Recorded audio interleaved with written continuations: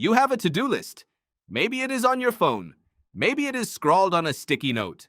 Maybe it only exists in the anxious fog at the back of your mind. But it is there. Emails to answer, meetings to sit through, errands to run. A world that constantly demands more of your time than you have to give. And somewhere in the middle of all of it, you have probably asked yourself the question, what would it feel like to just stop? But here is the thing. The version of stopping you are imagining probably looks nothing like what your ancestors actually did. Because when you picture ancient humans with nothing to do, your brain fills in a kind of blissful emptiness. No obligations, no deadlines, just open sky and silence. The truth, when you actually look at the evidence, is far stranger than that. And it might completely change the way you think about your own life. Let us go back, not to a specific date, not to a named civilization, go back roughly 300,000 years. Homo sapiens has just arrived on the scene. No agriculture, no cities, no written language. Just small bands of people moving through a landscape that is simultaneously abundant and dangerous. What did they actually do all day? The honest answer is that for a long time, scientists assumed they were exhausted. The popular image was one of constant grueling effort. Hunt or starve. Forage or die. Every waking moment consumed by survival. But then the research started coming in, and it shattered that assumption completely. Anthropologist Marshall Sahlins was one of the first to notice something that nobody expected.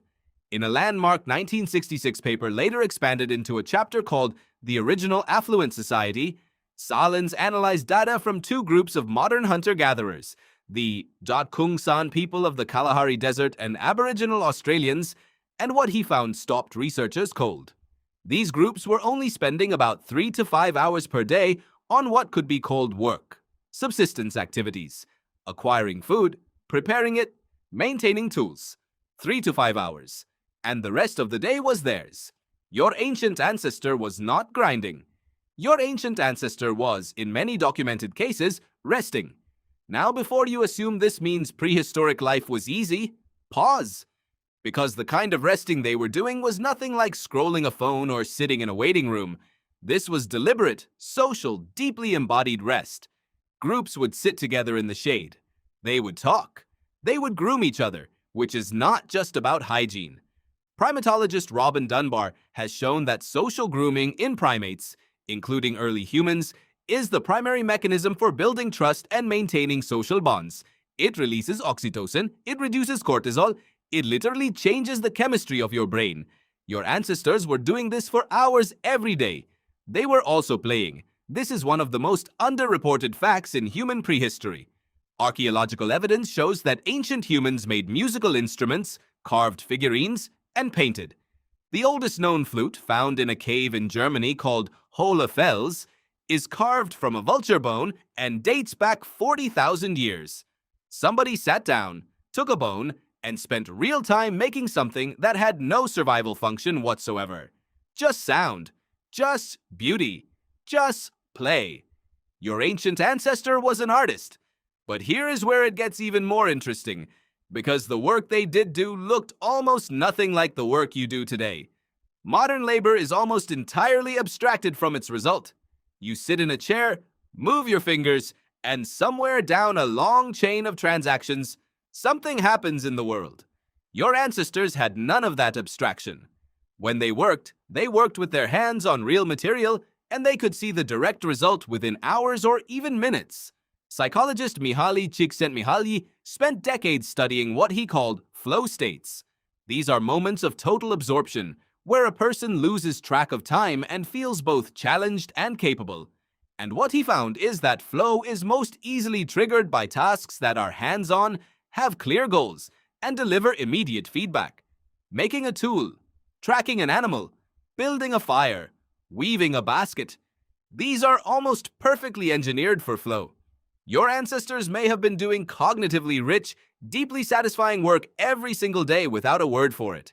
Meanwhile, the thing that consumes most of your waking hours, sitting still, staring at symbols on a screen, with outcomes deferred weeks or months into the future, is one of the worst possible environments for the human attention system to function in. That is not an accident. That is a mismatch. Now let us talk about something you might not expect: sleep, or more specifically, the way ancient humans slept, because it turns out it was radically different from the 8-hour block you have been told to aim for. Historian Roger Kirch spent years combing through pre-industrial historical texts, and in his 2005 book At Day's Close, he made a discovery that upended everything sleep scientists thought they knew. For most of human history, people slept in two separate segments: a first sleep lasting roughly 4 hours, a waking period in the middle of the night, then a second sleep until dawn. That waking period in the middle of the night was not insomnia. It was a recognized, even celebrated part of the day. People used it to talk with family members, pray, reflect, have sex, check on their animals, or simply lie in the dark and think.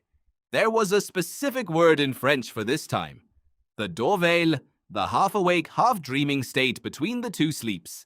And when sleep researcher Thomas Weir ran experiments depriving subjects of artificial light for several weeks, their sleep naturally reorganized itself into this exact two-phase pattern.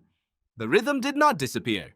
It was just buried under the artificial light you have been soaking in since birth. So think about that. There is a version of your night that your body already knows how to do. A quiet middle-of-the-night hour that belongs only to you. Your ancient ancestor had it built in.